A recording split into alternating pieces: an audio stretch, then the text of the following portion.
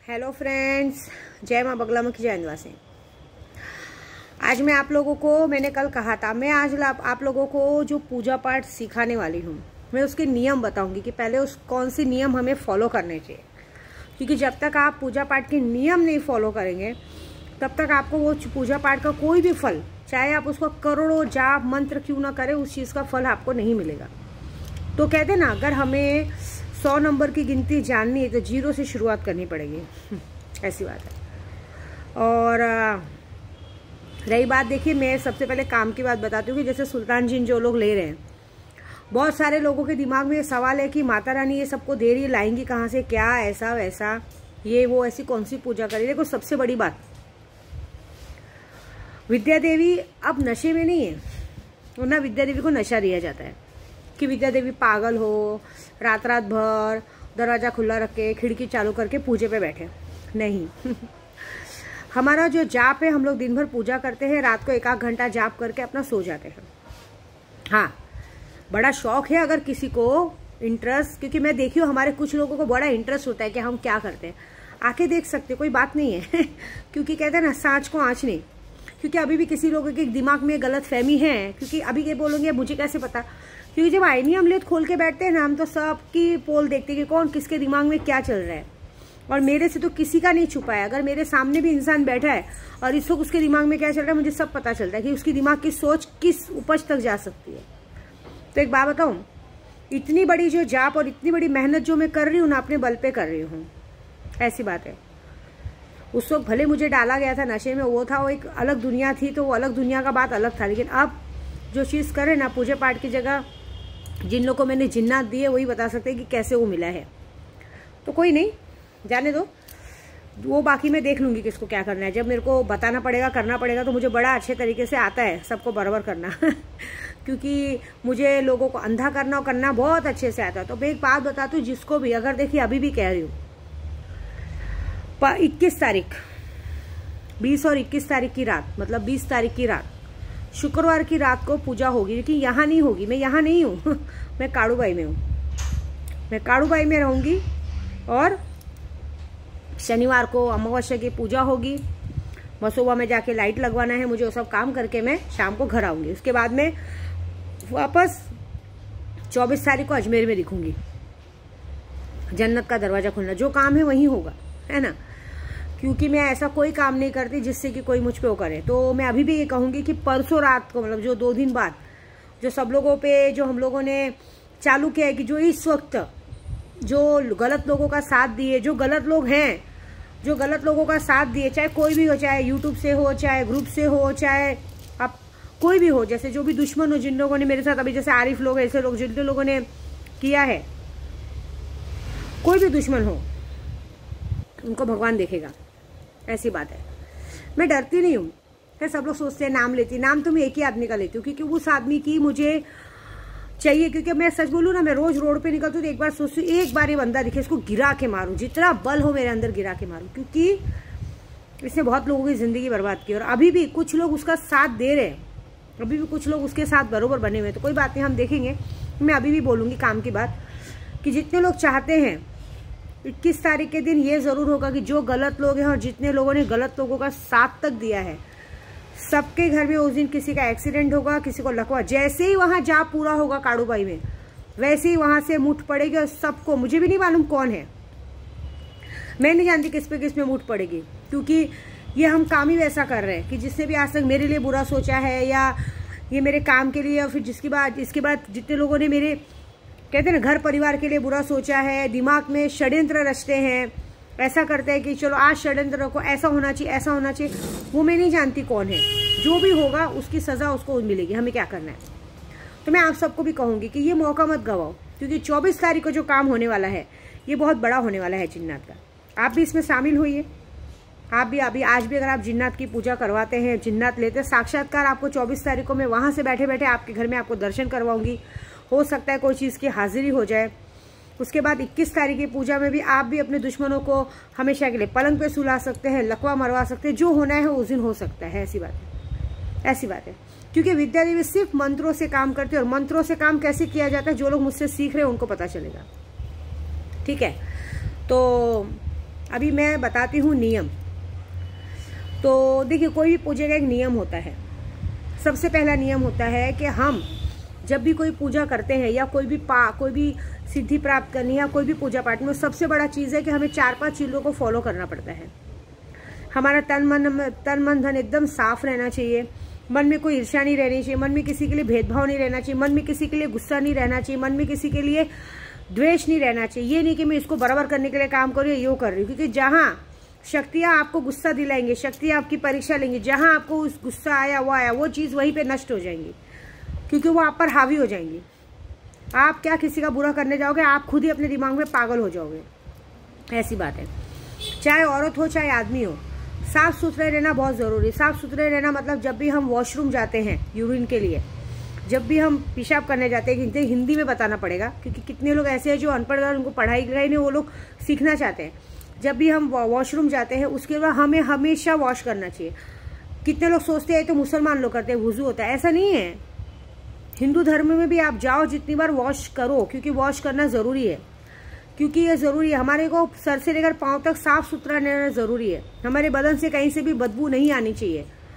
हमें ये बात का ध्यान रखना है कि जब भी हम पूजा पाठ पे बैठते हैं हमें एक साफ़ सुथरा कपड़ा पहनना चाहिए। जब भी हम पूजे पे बैठे हमारा कपड़ा साफ़ सुथरा होना चाहिए, कपड़े से गंदी बदबू नहीं आनी चाहिए, शरीर साफ़ सुथरा होना चाहिए। कहते ना, जब हम पूजा पाठ में बैठते हैं तो अपना मुंह, मतलब जो भी हम खाए पिए रहते हैं तो मुंह मतलब कुल्ला कर लीजिए, मतलब मुंह को धो लीजिए अच्छे से, हाथ पैर धो लीजिए, साफ़ सुथरे होके बैठिए। ये दूसरा नियम। तीसरा नियम, आपका गुरु होना बहुत ज़रूरी है। अगर आपका गुरु है तो ही आप किसी भी महारत में आप हासिल कर सकते हो। बेगर गुरु के आप कहीं नहीं, कभी कोई भी काम नहीं कर सकते। तीसरा बात उसके बाद है कि आप जो भी पूजा कर रहे हो, जो भी साधना कर रहे हो, उस साधना काल में आपको इस बात का पूरा पूरा पूरा ध्यान रखना है कि अगर आप कोई पूजा कर रहे हो तो उस पूजा में चाहे इस्लामी पूजा हो चाहे हिंदू पूजा हो, आपको नॉनवेज, कहते ना मांस मदिरा सबका सेवन बंद करना होगा। मतलब उसमें ना आप मांस खाना, ना नॉनवेज खा सकते हो, ना दारू पी सकते हो, ना कुछ कर सकते हो। यहाँ तक कि जब तक आपकी साधना पूरी नहीं होती आपको ब्रह्मचार्य का व्रत रखना होगा। बहुत सारे लोग बोलते हैं कैसे करेंगे, नहीं, ये जरूरी है, क्योंकि अगर आप किसी शक्ति का आह्वान करो वो शक्ति आपके आजू बाजू में घूमती है। सिर्फ ब्रह्मचार्य का व्रत नहीं रखना है, अपने अंदर उस गलत भावना को भी नहीं आने देनी है। पूरी तरह से हमें सिर्फ भगवान को समर्पित रहना है, क्योंकि हम भगवान के लिए इस वक्त काम करें। पूरी तरह से हमें भगवान को समर्पित रहना, मन में गलत भावना नहीं आनी चाहिए। दूसरी बात, जब हम साधना कर रहे होते हैं, जब कोई पूजा पाठ कर रहे होते हैं, शक्तियाँ हमारी बहुत परीक्षा लेती हैं। हमारे पास पैसे नहीं आने देंगी, हमारे पास काम नहीं होने देंगी, बहुत परीक्षा लेंगे कि देखो ये टूटता है कि नहीं, ये करता है क्या हमारी पूजा, ये वहाँ तक जाता है क्या, वो चीज़ पाता है क्या, वो पूरी परीक्षा लेंगे। आपको उसमें सफल होना है। अगर आपको कोई मंजिल पानी है तो मंजिल पाने के लिए आपको बर्दाश्त की ताकत रखनी होगी। आपके अंदर उस बर्दाश्त की ताकत होनी बहुत ज़रूरी है। आपके पास पैसा नहीं रहे चलेगा, कुछ नहीं रहे चलेगा, एक बार सबके सामने झुक के बात करना रहेगा चलेगा, क्योंकि ताकत मिलने के बाद तो हम है ही। ऐसी बात है। अगर हमें कोई दो वर्ड उल्टा भी बोलता है तो हमें बर्दाश्त करके सुनना रहेगा। दूसरी बात, सबसे बड़ी बात, साधना काल या पूजा पाठ के फील्ड में अगर आपको आना है, पूजा पाठ के फील्ड में अगर आप आते हो तो सबसे बड़ा बात है कि देखो, सीता की भी अग्नि परीक्षा ली गई थी। तो चाहे आदमी हो चाहे औरत हो, आपके जिंदगी में आपके पति या पत्नी के सिवा किसी और की जगह नहीं होनी चाहिए। आप चाहे किसी से अगर प्यार भी करते हो तो बस वो प्यार ही आपका सब कुछ होना चाहिए, क्योंकि पूजा पाठ में एक नियम है, अगर गलती से भी आपने इस पूजा पाठ के काल में किसी और की तरफ गलत नज़र से देखा या गलत नज़र से सोचा, पूजा पाठ वहीं आपको शक्तियाँ उठा के पटक देंगी, क्योंकि शक्तियों को ये बिल्कुल बर्दाश्त नहीं है। क्योंकि शक्तियाँ पाक साफ होती है। जो आजकल के बाबा लोग होते हैं, औरतों को भभूति वभूति खिलाते हैं, उनके साथ रेप करते हैं, उनके साथ गलत करते हैं और बोलते हैं हमारे पास पूजा, वो बाबा ढोंगी होते हैं। क्योंकि ये नहीं बोलेंगे सांसारिक जीवन मत जियो, हम भी अघोरी, हम भी सांसारिक जीवन जीते, लेकिन हमारा जो कुछ है एक ही है, हमारा सुहाग एक ही है। हमें अपने पति के सिवा किसी की तरफ भी आंख उठा के नहीं देखना है। हमारे पति को छोड़ के बाकी जो भी हमारा आदमी है, औरत है, हमारी भाई है, बहन है, माँ है, माँ और बाप के रूप में देखा जाता है, चाहे वो इस दुनिया का कितना भी सुंदर आदमी क्यों ना हो। दोस्ती यारी भी अलग चीज़ होती है, लेकिन वो एक हद तक होनी चाहिए। वहाँ गलत इंटेंशन नहीं होना चाहिए। दुनिया हमें किस नज़र से देखती है वो हमारे मायने नहीं करता, हम लोगों को किस नज़र से देखते हैं वो मायने रखता है। क्योंकि इस पूजा पाठ में हमें ये सब चीज़ें त्यागनी पड़ती है। आपको शायद पता होगा, जब मैंने बगलामुखी का जप किया था, मैंने 5 साल भीख मांग के कपड़े पहने थे और 5 साल तक ब्रह्मचार्य का व्रत किया था, तब जाके मैं आज इस सीढ़ी तक पहुंची हूँ।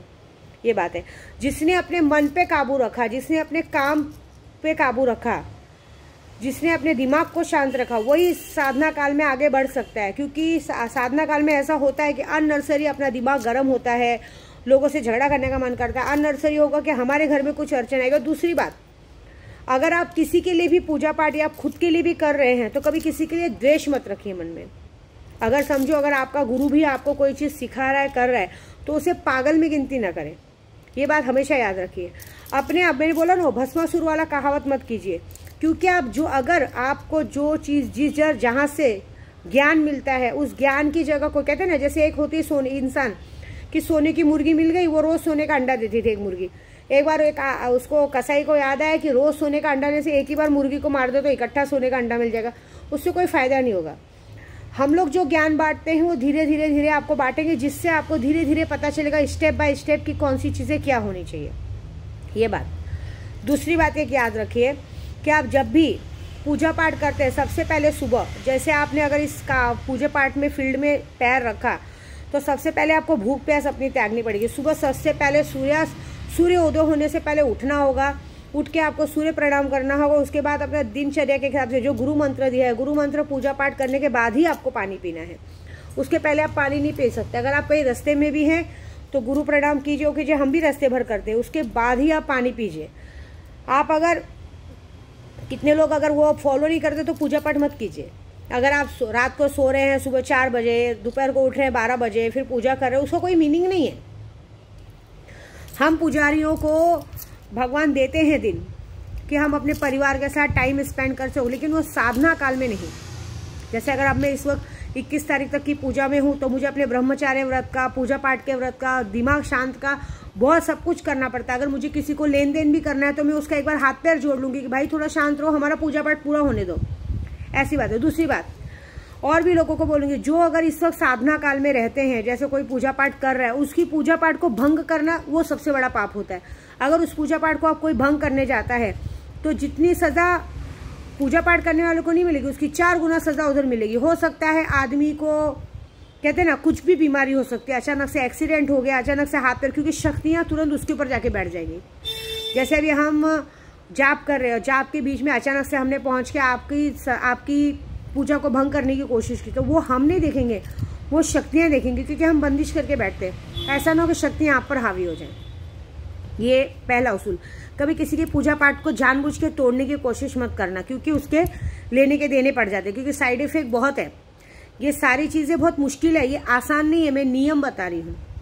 नियम का मतलब ये है कि जब आप पूजा पाठ कर रहे हैं तो आपको बहुत सारी चीज़ों का ध्यान रखना है। जब आप कोई साधना कर रहे हैं तो उस साधना का पूरा बुक पढ़िए कि कैसे क्या क्या विधि पालनी पड़ती है।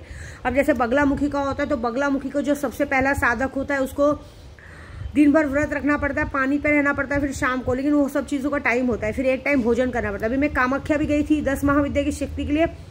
मैं सुबह से शाम तक भूखी प्यासी रहती थी, सिर्फ चाय पी के निकलती थी। शाम को जब वहाँ पूजा पूरी होती थी, पूजा पूरे में जो वो वहाँ का जो प्रसाद मिलता था, वही प्रसाद खाने के बाद हम आते थे। फिर शाम को कुछ नहीं, एक टाइम का भोजन होता था। ऐसी बात है। दूसरी बात, आपने सबसे बड़ी बात, अपने शरीर को साफ सुथरा रखना बहुत पसंद है, मतलब रखना है, पसंद नहीं, सॉरी, आपके बदन को साफ सुथरा रखना बहुत ज़रूरी है। अननेसेसरी कहीं भी रैशेस करना, ये करना, बालों में उंगली करना, नाक में उंगली करना, कान में, ये सब नहीं चलेगा। ये देखो, मैं खुल के बताऊंगी, बुरा लगे तो सॉरी। हम औरतों में भी होता है, कहीं भी खुजली करते हो, वो करते हो, वो कपड़ा अशुद्ध हो जाता है। माला की गिनती हो जाए तो माला हम पढ़ते हैं, वो माला हमेशा ऐसे ऊपर रहनी चाहिए, क्योंकि हमारे पेट के नीचे का शरीर अशुद्ध रहता है, वो गंदी जगह रहती है। अगर हम नीचे माला पढ़ते हैं तो वो अशुद्ध में चला जाता है, वो राक्षस योनि में चला जाता है। फिर आप कितनी भी पूजा करो वो राक्षस को चला जाता है, वो भगवान को मिलती नहीं है। इससे देखो, मैं प्रेग्नेंट भले हूँ, लेकिन देखो मैं वीडियो भी बनाती हूँ तो मैं अपने गोद में तकिया रखती हूँ और फिर माला पढ़ती हूँ, जिससे मेरा हाथ ऐसे रहता है और माला ऊपर रहती है। ये बात का बिल्कुल भी ध्यान देना ज़रूरी है। प्लस हमें पूरा साफ सफाई का ध्यान देना चाहिए। जहाँ हम बैठ रहे हैं, हमारे आसन होना चाहिए, वो जगह साफ सुथरी होनी चाहिए। दूसरा एक और बात, जब हम जाप करने बैठ रहे हैं तो जब आप एक बार संकल्प लेके जाप करते हो, संकल्प का जाप का मंत्र जितना आपने पहली बात तो आपको एक संकल्प लेना होता है। नियम होता है कि आप संकल्प लेके जब जाप करने बैठते हो तो दुनिया इधर से उधर क्यों ना हो जाए, अपने घर में किसी की मौत क्यों ना हो जाए, बहुत से बड़ा एक्सीडेंट क्यों ना हो जाए, उस वक्त आपको जब तक आपका जप पूरा नहीं होता तब तक आपको बोलना नहीं है, चाहे कुछ भी हो जाए। बोलेंगे तो कोई फायदा नहीं। और दूसरी एक और बात, कितने लोगों की जप करते करते आंख में झपकी लग जाती है। जहां आपकी झपकी लगी तो इसका मतलब आपका दिमाग में कुछ और चल रहा है, वो नहीं चलना चाहिए। अगर वो चलेगा तो समझो आपकी पूजा वहीं खराब हो गई है, वहां पे मतलब पूजा का कोई मतलब ही नहीं है।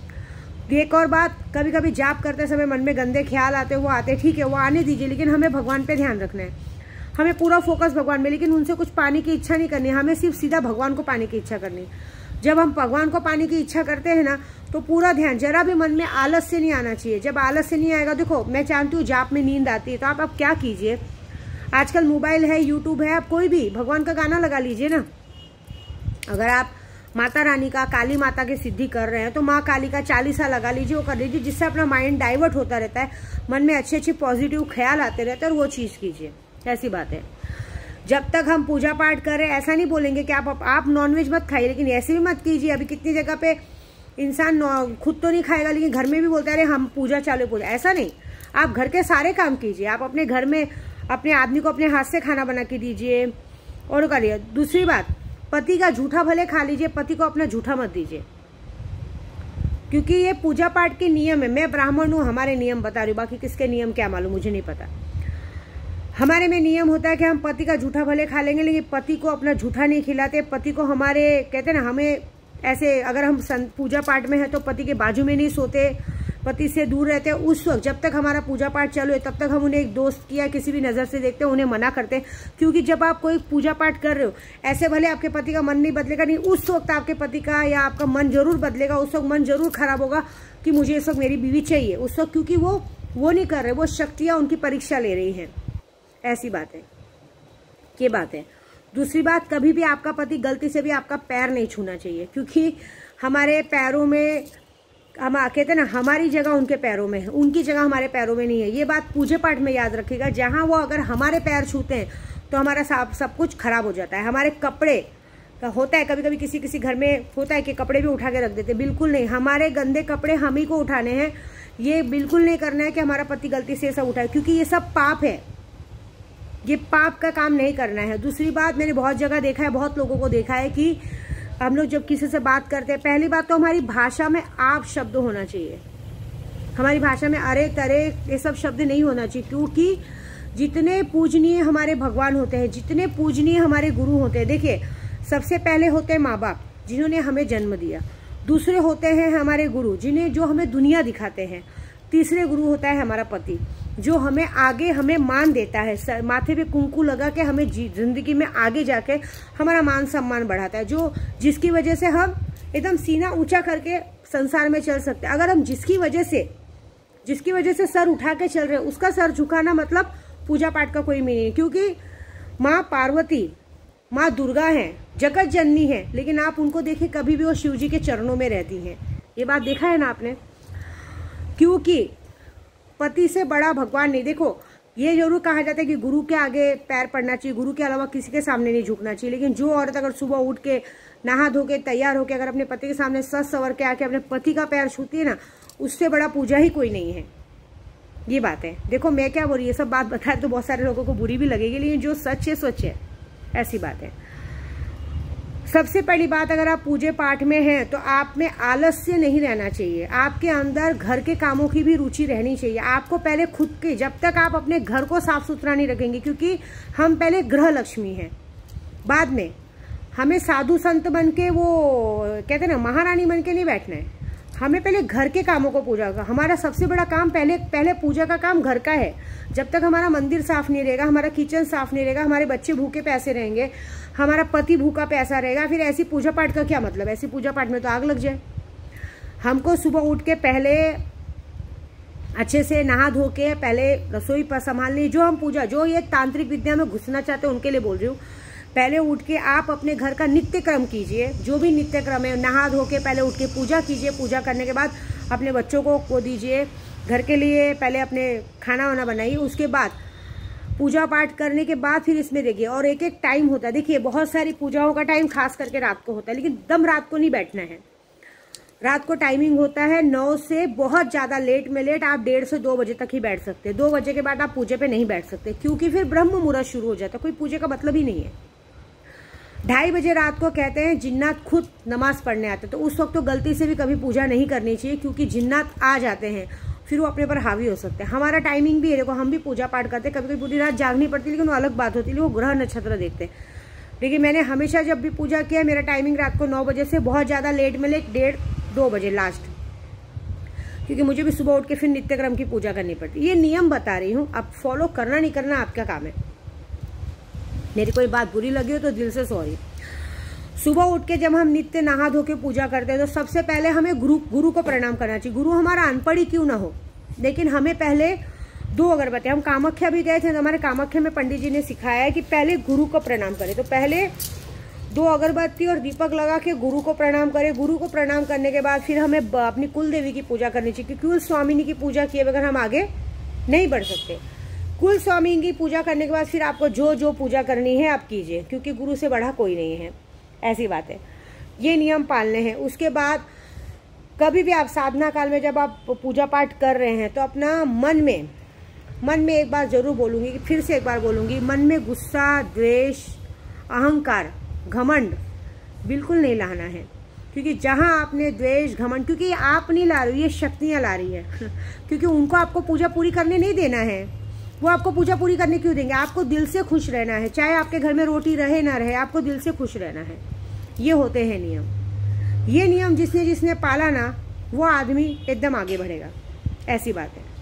क्योंकि चाहे आदमी हो चाहे औरत हो, ये सारी चीज़ें फॉलो करनी बहुत ज़रूरी है, ऐसी बात है। क्योंकि अगर हम ये सब चीज़ें फॉलो करेंगे तभी, क्योंकि कितने लोग मुझे बार बार सवाल करते हैं, अरे माता जी ब्रह्मचार्य व्रत जरूरी है क्या? हाँ ज़रूरी है। आप भगवान के साथ बैठे हो, माँ पार्वती भी 9 दिन व्रत रखती हैं, पूजा पाठ करती है, तो हम तो उनकी बेटियाँ हैं, हम तो कर सकते हैं। चाहे बेटे हैं जो महाकाल के बहुत सारे अघोरी बनते हैं, वो भी हैं।